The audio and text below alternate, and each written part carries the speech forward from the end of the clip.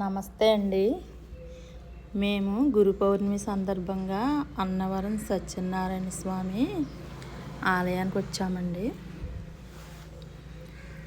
దర్శనం అయిన తర్వాత గురువందనం మహోత్సవానికి తిరుపతి నుండి ఆనంద తీర్థాచార్యులు గారు వచ్చారండి. శ్రీవాణి మేడం గారు మాకు కాకినాడలోని భవనారాయణ స్వామి గుడిలో 45 మందికి కోలాటం నేర్పుతారనమాట అండి. ఆవిడ ఏం చేశారంటే ఈ 45 మందిని అన్నవరం తీసుకెళ్ళారండి.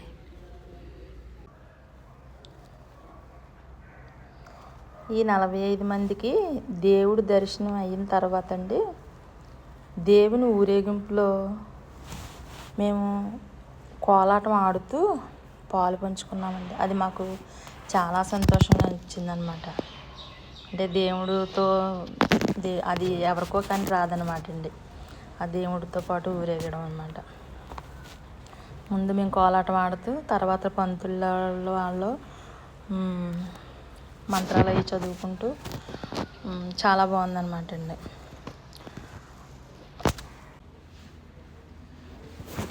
ఈ ఆషాఢ మాసంలో వచ్చే పౌర్ణమిని అండి గురు పౌర్ణమి అంటారు, లేదా వేష పౌర్ణమి అని కూడా అంటారండి. ఈ ఆషాఢ మాసంలో గురు పౌర్ణమి రోజుని ఎవరైతే భాగవతం పుస్తకం చదువుతారో, ఎవరైతే భాగవతాన్ని ధ్యానిస్తారో వాళ్ళకి చాలా మంచి జరుగుతుందని కూడా భాగవతంలో రాసి ఉందన్నమాట అండి. అది వ్యాసుడికి కూడా చాలా ఇష్టం అన్నమాట అండి. మనం అలాగా చదవడం, ధ్యానించడం అంటే ఒక శిష్యుడు ఒక గురువు గురించి ధ్యానించడం చాలా మంచిదన్నమాట అండి. అలాగే ఆనంద తీర్థాచార్యులు గారు మండపంలోకి రావటానికి మేళతాళాలతో తీసుకొచ్చారనమాట అండి. ఆయన శిష్యులు ఉంటారు కదండి, వాళ్ళు సన్మానం చేశారండి. ఆయనకి పాదాలకు నమస్కరించుకొని ఆ తర్వాత గురు శిష్యుల బంధం గురించి ఆనంద తీర్థాచార్యులు గారు చెప్పారనమాట అండి. అంటే గురు శిష్యుల బంధం ఎంత దృఢత్వంగా ఉండాలి అన్న దాని గురించి చెప్పారనమాట అండి. మేము కూడా ఆయన పాదాలకు నమస్కరించుకుని ఆయన ఇచ్చిన ప్రసాదాలు, తిరుపతి నుంచి ప్రసాదాలు తెచ్చారు, మడ్డి నక్షంతులు అవి తీసుకుని మండపంలోనే చాలాసేపు ఉన్నామన్నమాట అండి. ఆ భజన కార్యక్రమాలు అవన్నీ చూసుకుంటూ వచ్చిన గురువులందరికీ సన్మానం చేశారనమాట అండి. అవన్నీ చూసి మేము భోజనం అయిన తర్వాత 3 అయిందనమాట అండి. ఇంకా వెళ్ళిన ప్రతి ఒక్కరు కూడా కౌంటర్ దగ్గరికి వెళ్ళి ప్రసాదాలు తీసుకున్నారండి. ప్రతి ఒక్కరు కూడా అందరూ ప్రసాదాలు తీసుకున్నారు. ప్రసాదాలు తీసుకోవడం అయిన తర్వాత మా వాళ్ళు ఫోజులు ఇచ్చుకుంటూ చాలా ఫోటోలు తీసుకున్నారు. తర్వాత చిన్న చిన్న గుడుల దర్శనాలు చేసుకున్నారు.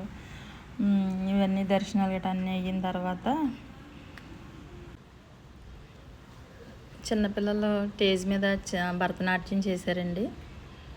భరతనాట్యం అయిన తర్వాత మా వాళ్ళు ఫుల్గా దేవునికి మొక్కుకున్నారు, దర్శనాలు చేసుకున్నారు. అన్నీ చుట్టేశారనమాట అండి. మొత్తం కూడా అంతా తిరిగి చూశారు. అది అయిన తర్వాత కానండి మా శ్రీవాణి మేడం గారు ఉన్నారే, ఆవిడ కోలాటం చాలా బాగా నేర్పుతారనమాట అండి. ఆవిడ దగ్గర నేర్చుకోవడం నాకైతే మాత్రం చాలా సంతోషంగా ఉంది.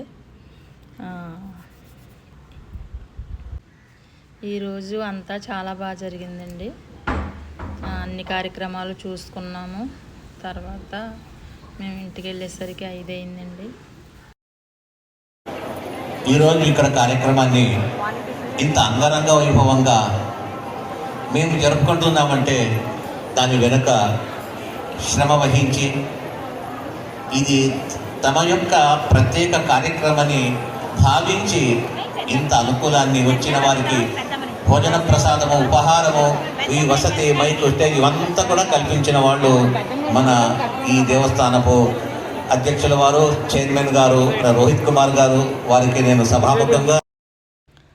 ఆయన చాలా బాగా ప్రసంగించారండి. ప్రసంగం అయిన తర్వాత ఆయన మళ్ళీ తిరిగి తిరుపతి బయలుదేరారు. తిరుపతి బయలుదేరేటప్పుడు మా వాళ్ళందరూ మళ్ళీ వెళ్ళి ఆయన కలిశారు. ఇంకా మేము కూడా తిరిగి బయలుదేరామండి.